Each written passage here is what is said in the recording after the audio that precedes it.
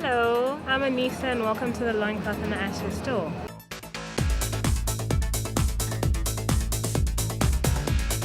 I never chose fashion purely because my background was always in politics or business, but I was a very creative person. So it was really a matter of a day, somebody whispering in my ear saying, hey, you draw really well, don't you want to make what you're drawing? My first skirt that I had made, that's when I realized that this could be a career for me. I thought it would be a very cool label.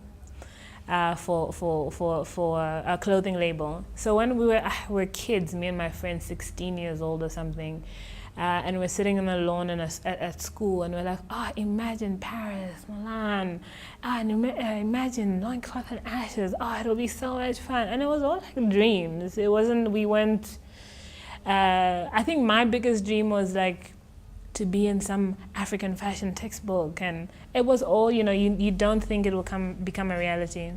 So I took out the sack, put on the loin, because I thought it was cooler, and it's a Loincloth and Ashes, and I do want to go international, so I feel like sack doesn't sound so good.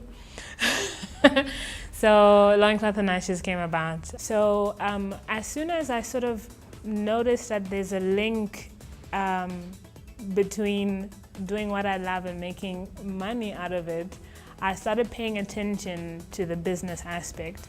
So I took things very seriously, like writing invoices, something as simple as that, where a lot of designers don't do that.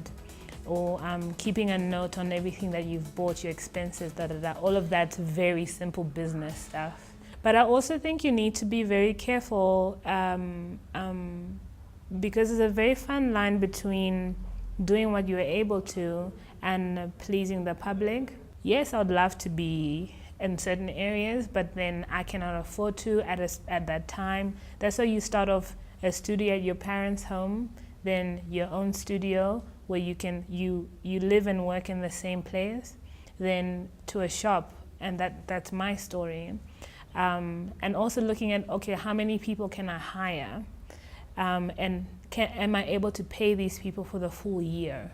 Most of the stuff I also have to do. So when we're very hectic and there's maybe not enough clothes on the rail, or our online store doesn't have enough stock, or I don't know, the supplier there's something happening, I physically sit and sew.